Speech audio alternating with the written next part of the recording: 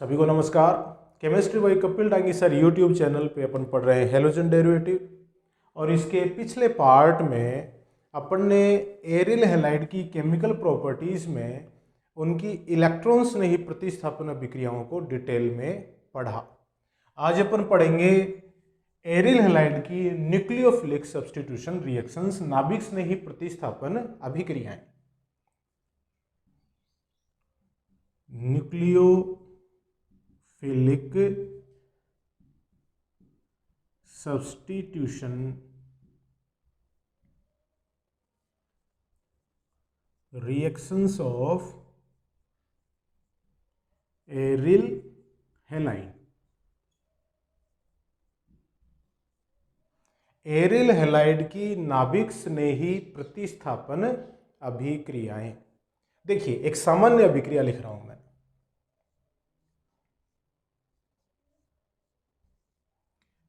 ये है aryl halide और अभिक्रिया किससे हो रही है?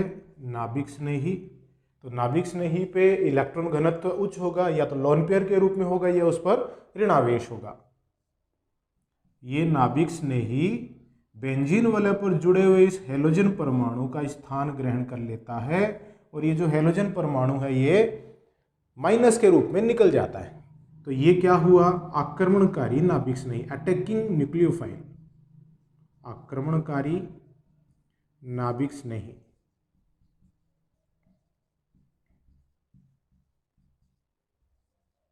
और ये क्या है?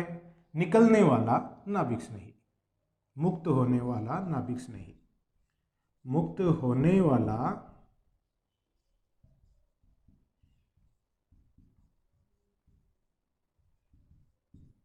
इस तरह की अभिक्रियाएं होंगी। ठीक है, एक नाभिक स्नेही ने दूसरे नाभिक स्नेही को प्रतिस्थापित किया है, रिप्लेस किया है, इसीलिए अपन कह रहे हैं न्यूक्लियोफिलिक सब्स्टिट्यूशन रिएक्शन। लेकिन यहां पर एक विशेष बात है। अपन ने एल्किल हैलाइडों में देखा कि एल्किल हैलाइडों की मुख्य अभिलाक्षणिक अभिक्रिया क्या होती है? नाभिक स्नेही प्रतिस्थापन अभिक्रियाएं होती हैं। लेकिन एरिल हैलाइड में अपन देखेंगे कि एरिल हैलाइड आसानी से नाभिक स्नेही प्रतिस्थापन अभिक्रियाएं नहीं देते हैं। ये देखिए, मैं स्टार लगा के लिख रहा हूं। एरिल हैलाइड्स आसानी से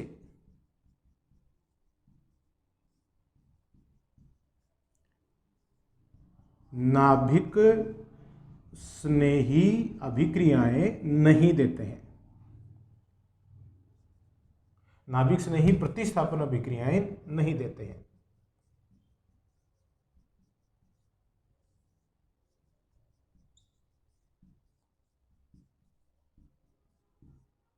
अभिक्रियाएं नहीं देते हैं।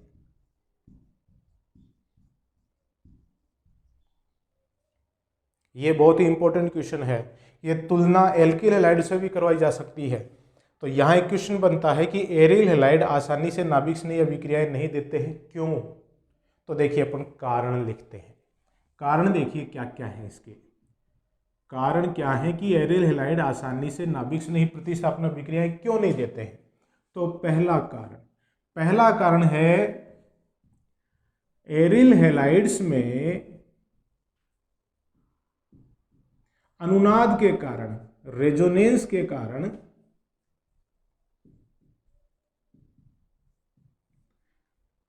CX बंध में द्विबंध के गुण आ जाते हैं, गुण आ जाते हैं। अतः इसे तोड़ना मुश्किल होता है। अतः यह मुश्किल से टूटता है।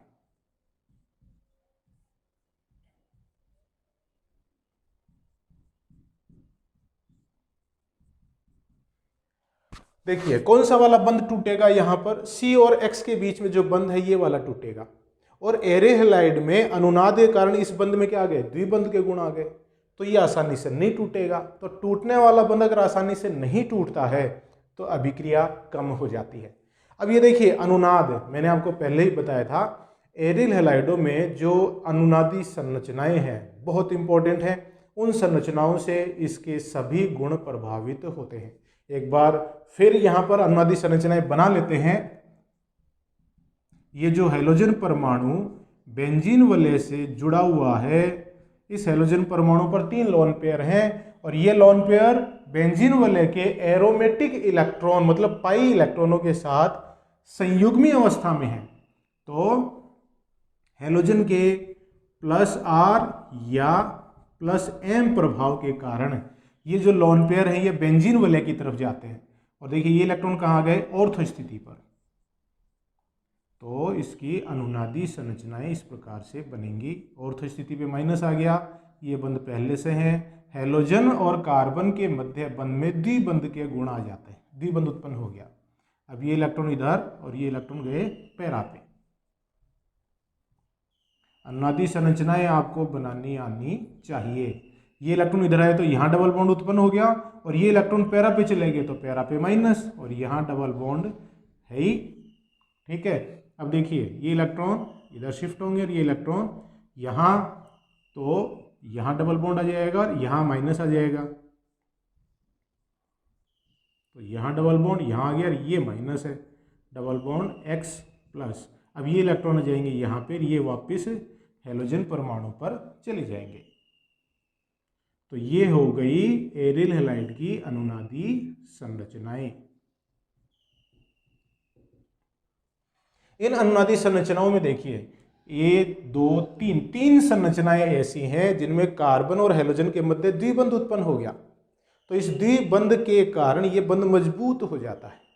अपन ने पहले भी पढ़ा था कि एल्किल हैलाइडों में कार्बन हैलोजन की बंध लंबाई 1.79 एंगस्ट्रॉन होती है, जबकि एरिल हैलाइडों में इस द्विबंध के गुण के कारण CX बंध की लंबाई कितनी हो जाती है, 1.60 एंगस्ट्रॉन हो जाती है। बंध छोटा हो गया, मजबूत हो गया, आसानी से टूटेगा नहीं। तो पहला कारण तो ये हो गया कि एरिल हैलाइड आसानी से नाभिक स्नेही प्रतिस्थापन अभिक्रियाएं नहीं देते। दूसरा, एरिल हैलाइड्स में हैलोजन परमाणु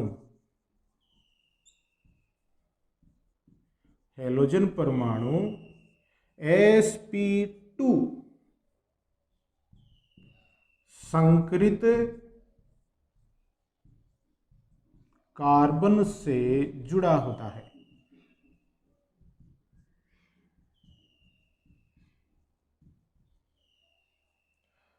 देखिए यहां पर एरिल हैलाइड, देखिए ये जो बेंजीन वलय से हैलोजन परमाणु जुड़ा हुआ है, तो बेंजीन वलय का प्रत्येक कार्बन sp2 संकृत होता है। sp2 संकृत कार्बन में क्या होता है, इसमें 33.33% S गुण होते हैं और 66.66% इसमें P गुण होते हैं। देखिए एक S है और 3 P है, तो S कितना हो गया, 1/3 हो गया कि नहीं। तो 33.33% S गुण होते हैं। किसी भी परमाणु में S गुण जितने ज़्यादा होंगे उनके बाह्यतम इलेक्ट्रॉनों पर नाभिक का आकर्षण बल उतना ज़्यादा लगेगा। S गुण, क्योंकि S कक्षक के जो इलेक्ट्रॉन होते हैं वो नाभिक के आकर्षण बल से ज़्यादा बंधे होते हैं। S कक्षक नाभिक के ज़्यादा क्लोज होता है। तो sp2 संकृत होने के कारण S गुण बढ़ गए और S गुण बढ़ने से बंध के इलेक्ट्रॉनों पर इस हैलोजन परमाणु के नाभिक का आकर्षण बल ज़्यादा लगेगा तो क्या होगा, बंध छोटा हो जाएगा, मजबूत हो जाएगा, अतः आसानी से नहीं टूटेगा। इसकी तुलना अगर एल्किल हैलाइड से करें तो एल्किल हैलाइड में हैलोजन परमाणु sp3 संकृत कार्बन से जुड़ा होता है और sp3 संकृत कार्बन में सिर्फ 25% ही S गुण होते हैं, अतः वहां नाभिक का आकर्षण बल इतना ज्यादा नहीं लगता है। ठीक है, तीसरा कारण देखिएगा, इसमें जो अगर मान लो अभिक्रिया हो भी गई, ये है, तो इसमें जो X है वो माइनस के रूप में निकलता है। ये हो गया प्लस और ये X माइनस। इसी ये जो धनायन बना है इसी पर आकर नाभिक स्नेही जुड़ता है। ठीक है, तो ये जो एरिनियम आयन बना, एरिनियम आयन, ये बहुत कम स्थायी होता है।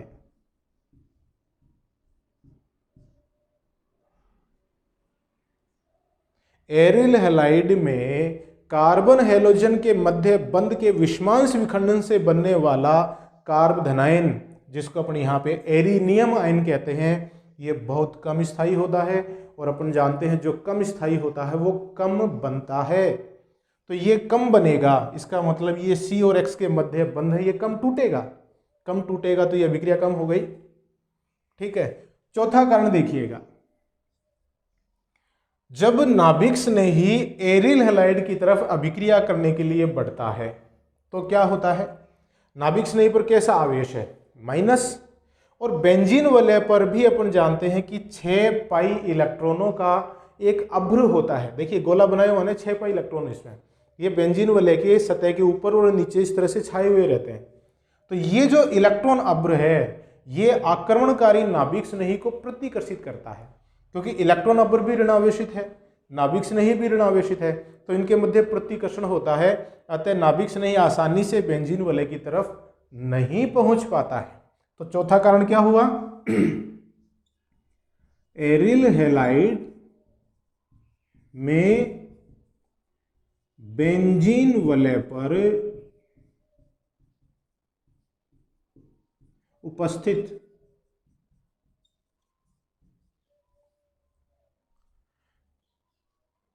पाई इलेक्ट्रॉन अभ्र आक्रमणकारी नाभिक स्नेही को प्रतिकर्षित करता है, नाभिक स्नेही को प्रतिकर्षित करता है।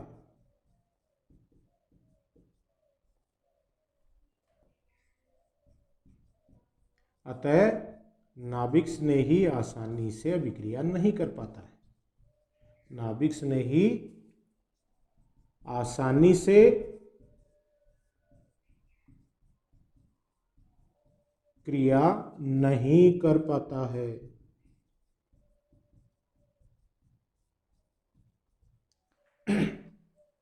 एरिल हैलाइड में बेंजीन वलय पर उपस्थित पाई इलेक्ट्रॉन अभ्र आक्रमणकारी नाभिक स्नेही को प्रतिकर्षित करता है, अतः नाभिक स्नेही आसानी से क्रिया नहीं कर पाता है, नाभिक स्नेही आसानी से बेंजीन वलय की तरफ पहुंच ही नहीं पाता है, तो क्रिया धीमी हो जाएगी, कम हो जाएगी। तो ये 4 कारण हैं जिनसे अपन आसानी से ये समझा सकते हैं कि एरिल हैलाइड हैं वो नाभिक स्नेही प्रतिस्थापन अभिक्रियाएं कम क्यों देते हैं। आसानी से, पहला अनुनादीय कारण कार्बन हैलोजन के मध्य द्विबंध के गुण आ गए, आसानी से नहीं टूटेगा। दूसरा, हैलोजन परमाणु इसमें sp2 संकरित कार्बन से जुड़ा होता है, s गुण ज्यादा होने से बंध मजबूत हो गया। तीसरा, अगर इसमें अभिक्रिया होती भी है तो कार्बन हैलोजन के मध्य विषमांश विखंडन से बनने वाला एरिनियम आयन कम स्थायी होता है, अतः वो कम बनेगा। और चौथा कारण है कि इसमें आक्रमणकारी नाभिक नहीं है, वो बेंजीन वलय पर उपस्थित पाई इलेक्ट्रॉनों द्वारा प्रतिकर्षण बल महसूस करता है, अतः आसानी से बेंजीन की तरफ नहीं पहुंच पाता है, बेंजीन वलय की तरफ नहीं पहुंच पाता है, अतः अभिक्रिया कम हो जाती है। तो ये कारण है कि एरोमेटिक जो हैलाइड्स हैं, मतलब एरिल हैलाइड हैं, ये आसानी से नाभिक स्नेही प्रतिस्थापन अभिक्रियाएं नहीं देते हैं। आसानी से नहीं देते हैं इसका मतलब मुश्किल से देते हैं, विशेष परिस्थितियों में देते हैं। तो जो एरिल हैलाइड हैं वो उच्च ताप और उच्च दाब पर नाभिक स्नेही प्रतिस्थापन अभिक्रियाएं दर्शाते हैं। तो मैं इसको यहां से मिटा दूं थोड़ा, और तो होगा क्या, देखिए स्टार लगा के लिख देता हूं। अतः एरिल हैलाइड्स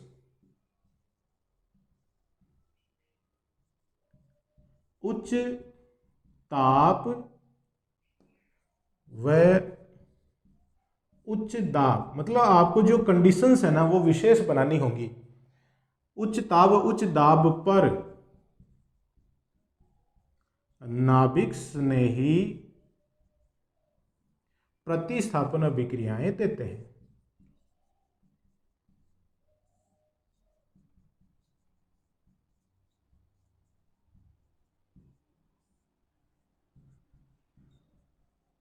ताप और दाब आपको उच्च रखने पड़ेंगे, कंडीशंस आपको विग्रस करनी पड़ेंगे। उदाहरण देखिएगा,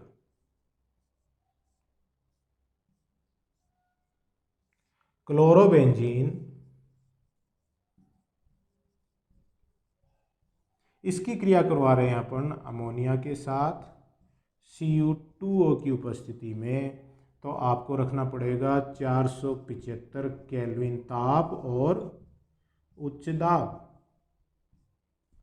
तो क्या बनेगा, एनिलीन बनेगा।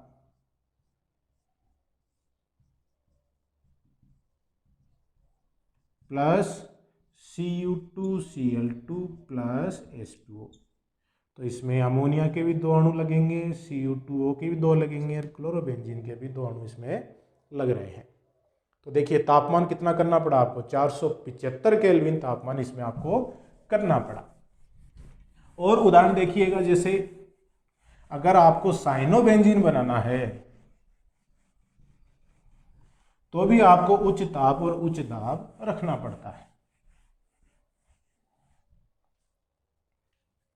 ये एक उदाहरण, दूसरा एग्जांपल देखिएगा, वही क्लोरोबेंजीन ले रहा हूं मैं, अभिक्रिया करा रहे हैं Cu2CN2, तापमान 475 केल्विन, उच्च दाब, 2 अणु लगेंगे क्लोरोबेंजीन के। तो ये जो Cn- है, ये Cl- को हटाकर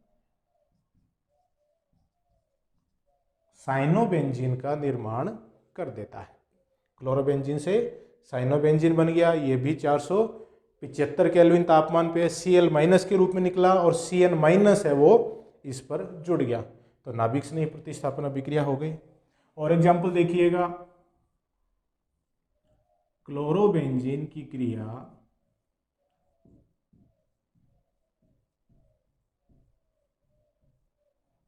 अगर आप NaOH के साथ कराते हैं तो तापमान रखना पड़ता है 625 केल्विन और दाब है वो उच्च दाब रखना पड़ता है। तो क्या बनेगा, फिनोल बनेगा। Cl- की जगह OH- जुड़ गया और प्लस NaCl निकल गया। तो क्लोरोबेंजीन से आप फिनोल इस तरह से बना सकते हैं। ताप 625 केल्विन है और दाब भी काफ़ी उच्च रखना पड़ता है। अब देखिए, क्या एरिल हैलाइड में ऐसी कुछ परिस्थितियां अपन उत्पन्न कर सकते हैं या इस तरह का कुछ परिवर्तन कर सकते हैं कि ये अभिक्रिया कम तापमान पर ही ज़्यादा हो जाए, तापमान कम रखें फिर भी अभिक्रिया ज़्यादा हो जाए। तो ऐसी कौन सी परिस्थितियां हैं, तो वो परिस्थितियां देखिए क्या है, बहुत इंपॉर्टेंट है। केमिस्ट्री में हर चीज़ का लॉजिक होता है, ये चीज़ आप ध्यान से देखें। मैं आपको कई बार बता चुका हूँ पहले भी, केमिस्ट्री में जो अगर फंडामेंटल आपके क्लियर हो गए तो केमिस्ट्री बहुत आसान है। तो जो एरिल हैलाइड में नाभिक स्नेही प्रतिस्थापन अभिक्रियाएं कौन सी परिस्थिति में बढ़ जाती हैं, तो वो देखिएगा, अगर एरिल हैलाइड्स में ऑर्थो या पैरा या दोनों स्थितियों, ऑर्थो स्थिति मतलब ये वाली ऑर्थो स्थितियां और ये है पैरा, तो ऑर्थो या पैरा या दोनों स्थितियों, दोनों पर इलेक्ट्रॉन आकर्षी समूह जुड़े हुए हैं। इलेक्ट्रॉन आकर्षी समूह जैसे NO2 Cn SO3H COOH, ये क्या है, इलेक्ट्रॉन को आकर्षित करने वाले समूह होते हैं। ये अगर बेंजीन वलय की ऑर्थो स्थिति पर या पैरा स्थिति पर या दोनों स्थितियों पर जुड़े होते हैं तो नाभिक स्नेही प्रतिस्थापन अभिक्रिया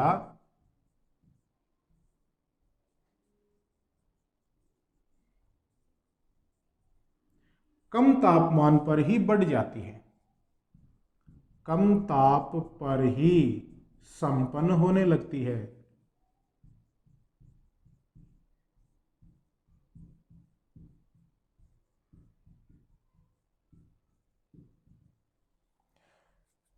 अगर बेंजीन वलय जो एरिल हैलाइड है उसकी बेंजीन वलय पर ऑर्थो या पैरा या दोनों स्थितियों पर इनमें से कोई इलेक्ट्रॉन आकर्षी समूह जुड़ा है तो नाभिक स्नेही प्रतिस्थापन अभिक्रिया है वो कम तापमान पर ही संपन्न होने लग जाती है। ऐसा क्यों है?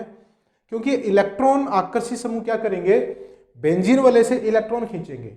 बेंजीन वलय से इलेक्ट्रॉन खींचेंगे तो बेंजीन वलय पर इलेक्ट्रॉन घनत्व कम हो जाएगा।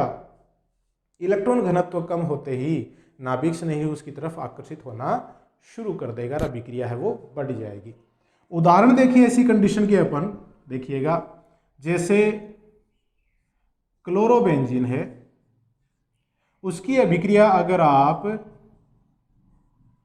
जलीय सोडियम बाइकार्बोनेट से कराते हैं, मतलब क्षार से कराते हैं, सोडियम बाइकार्बोनेट के क्षारीय होता है, तो कोई अभिक्रिया होती ही नहीं है, कोई अभिक्रिया नहीं, कोई अभिक्रिया नहीं हुई क्लोरोबेंजीन की इस क्षार के साथ। अब देखिए अपन कुछ परिवर्तन करते हैं।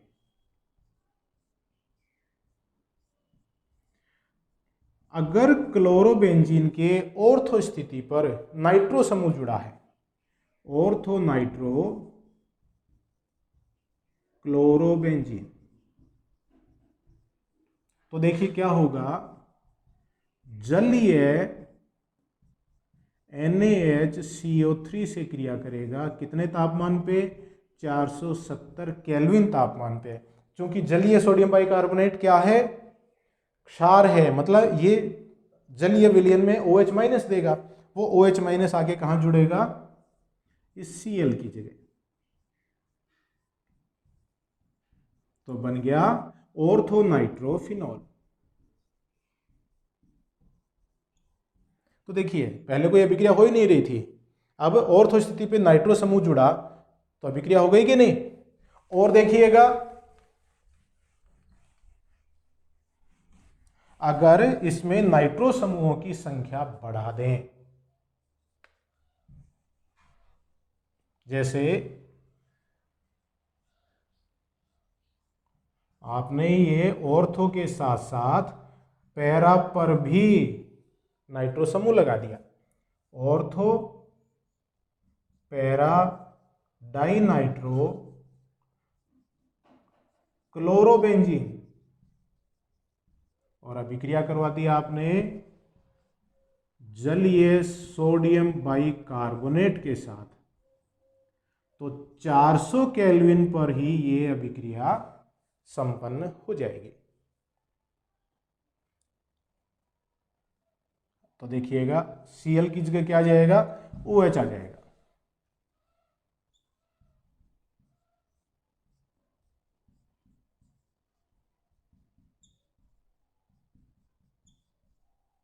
तो क्या हो गया, 2,4 डाइनाइट्रोफिनॉल या ऑर्थोपेरा डाइनाइट्रोफिनॉल।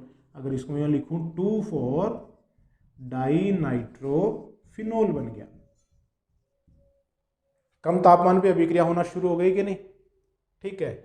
नेक्स्ट देखिए, अगर मान लो आप ऑर्थो और पैरा इन सब स्थितियों पे नाइट्रो समूह लगा देते हैं तो अभिक्रिया और भी आसान हो जाती है, क्योंकि 3-3 इलेक्ट्रॉन आकर्षी समूह बेंजीन वलय के इलेक्ट्रॉन घनत्व को बहुत कम कर देंगे। तो Cl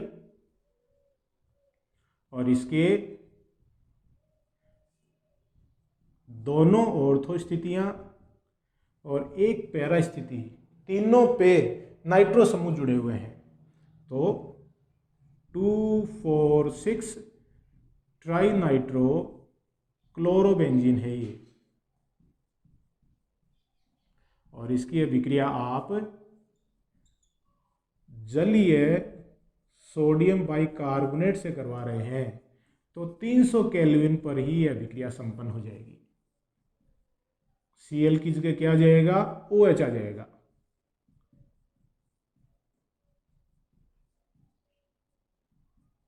तो जैसे जैसे इलेक्ट्रॉन आकर्षित समूह इसके ऑर्थो और पैरा स्थितियों पे बढ़ते जा रहे हैं वैसे वैसे अभिक्रिया कम तापमान पर ही आसानी से संपन्न होती जा रही है।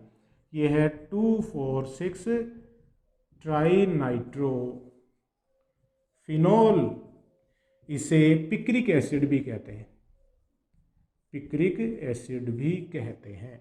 विस्फोटक होता है ये पिक्रिक एसिड, बहुत ही इंपॉर्टेंट यौगिक है। ठीक है, तो पिक्रिक एसिड का फॉर्मूला देख लो आप, 2,4,6 ट्राई नाइट्रो फिनोल को टीएनपी भी इसको शॉर्ट में कहा जाता है, टीएनपी भी इसको कहते हैं। तो देखिए जैसे जैसे ऑर्थो और पैरा स्थितियों पर इलेक्ट्रॉन आकर्षी समूह बढ़ रहे हैं वैसे वैसे नाभिक स्नेही प्रतिस्थापन अभिक्रिया एरिल हैलाइड के लिए आसान होती चली जाती है। तो आपको ये ध्यान होना चाहिए कि क्यों एरिल हैलाइड नाभिक स्नेही प्रतिस्थापन अभिक्रियाएं कम देते हैं, क्या क्या उनके कारण हैं, उसके एग्जाम्पल आपके सामने हैं, और ये किन परिस्थितियों में नाभिक स्नेही प्रतिस्थापन अभिक्रियाएं बढ़ जाती हैं। ठीक है, अब इसमें देखिएगा, अगर अपन मोनोहैलोजन व्युत्पन्नों की बात करें कि भाई मोनोहैलोजन व्युत्पन्न एल्किल हैलाइड हो चाहे एरिल हैलाइड हो, उनमें नाभिक स्नेही प्रतिस्थापन अभिक्रिया का क्रम क्या होगा, क्रियाशीलता का क्रम क्या है। मोनोहैलोजन व्युत्पन्नों में न्यूक्लियोफिलिक सब्स्टिट्यूशन रिएक्शंस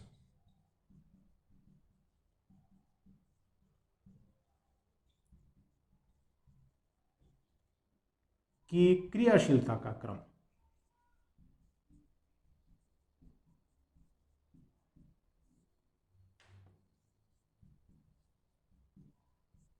देखिएगा, एरिल हैलाइड सबसे कम, ये क्या है, एरिल हैलाइड। कारण अभी अपन ने देखे क्या क्या कारण है कि ये नाभिक स्नेही प्रतिस्थापन अभिक्रियाएं कम देते हैं। इससे ज्यादा है एल्किल हैलाइड, और इससे भी ज्यादा है बेंजिल हैलाइड।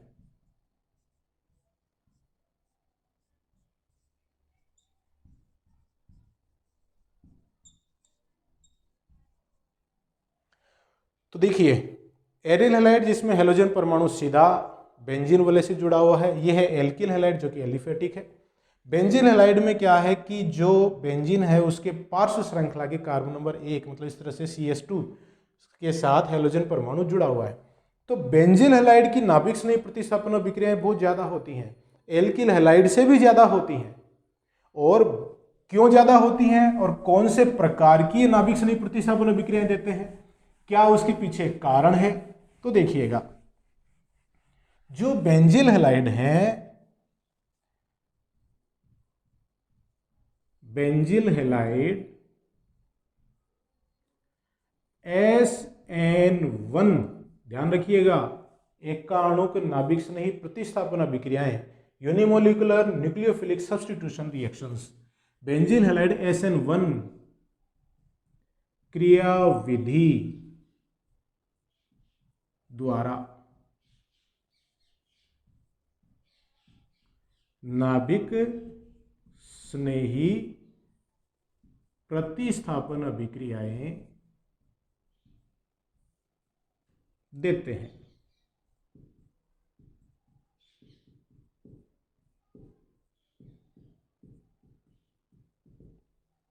SN1 क्रियाविधि के द्वारा अपन ने शुरू में ही पढ़ा था, SN1 SN2 दोनों में अंतर देखा था।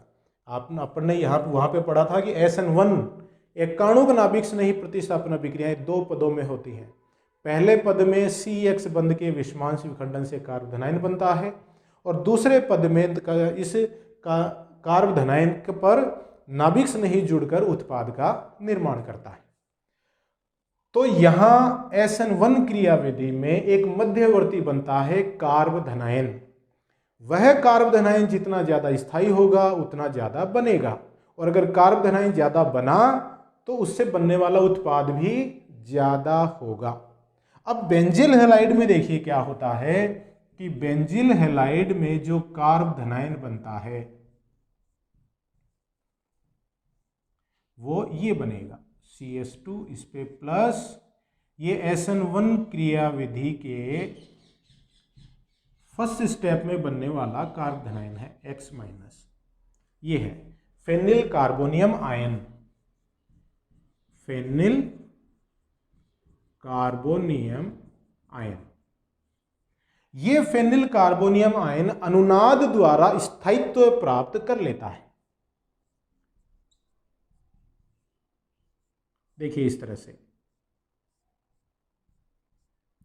अनुनाद के लिए कोई भी आवेश अगर पाई इलेक्ट्रॉनों के साथ संयुग्मी अवस्था में है, अणु समतलीय है, या कोई लोन पेयर है वो पाई इलेक्ट्रॉनों के साथ संयुग्मी अवस्था में है, तो अनुनादी संरचनाएं बनती हैं। तो देखिए क्या होगा, ये पाई इलेक्ट्रॉन बेंजीन वाले से बाहर जाएंगे तो CH2 और बेंजीन वाले के कार्बन के बीच में आ गया द्विबंध। देखो इलेक्ट्रॉन इधर चले गए ना, तो ऑर्थो स्थिति पे क्या आ जाएगा, प्लस आ जाएगा।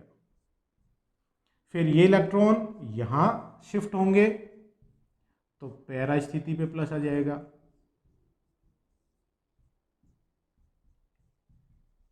फिर ये इलेक्ट्रॉन इस प्लस की तरफ आएंगे तो ऑर्थो स्थिति पे प्लस आवेश आ जाएगा, और फिर ये इलेक्ट्रॉन वापस इधर आ जाएंगे तो वापस CH2 पर ये प्लस आवेश चला जाता है। तो जो बेंजील हैलाइड है उसमें पहले पद में जो कार्ब धनायन बना, कार्बोनियम आयन बना, उसका प्लस, उसका धनावेश है वो अनुनाद के द्वारा देखिए कितनी जगह पे घूम गया। इस CH2 पे है, बेंजीन वाले की दोनों ऑर्थो स्थितियों पे है और पैरा स्थितियों पर, मतलब एक प्लस आवेश पूरे अणु पर इस तरह से वितरित हो जाता है। पूरे अणु पर वितरित होने के कारण इस प्लस आवेश का घनत्व कम हो जाता है, और अपन जानते हैं किसी भी आयन पर आवेश का मान जितना कम होता है उसकी क्रियाशीलता उतनी कम हो जाती है, उसका स्थायित्व उतना बढ़ जाता है। तो जो फेनिल कार्बोनियम आयन है वो अनुनाद के द्वारा स्थायित्व प्राप्त कर लेता है। स्थायित्व प्राप्त कर लेता है तो ज़्यादा बनेगा, ज़्यादा बनेगा तो इसका मतलब इससे बनने वाला जो आगे उत्पाद है वो ज़्यादा बनेगा और SN1 अभिक्रिया बढ़ जाती है। इसीलिए ये क्रम है। जबकि एरिल हैलाइड से बनने वाला कार्ब धनायन कम स्थायी होता है, इसलिए ये नाभिक स्नेही प्रतिस्थापन अभिक्रियाएं कम देते हैं। तो ये थी एरिल हैलाइड की नाभिक स्नेही प्रतिस्थापन अभिक्रियाएं। कुछ और इसके रासायनिक गुण बचे हुए हैं एरिल हैलाइडों के, वो अपन नेक्स्ट वीडियो में देखेंगे। तब तक के लिए हाथ धोते रहिए, सुरक्षित रहिए, परिवारजनों का ध्यान रखिए, मेरे वीडियोस देखते रहिए। बहुत बहुत धन्यवाद।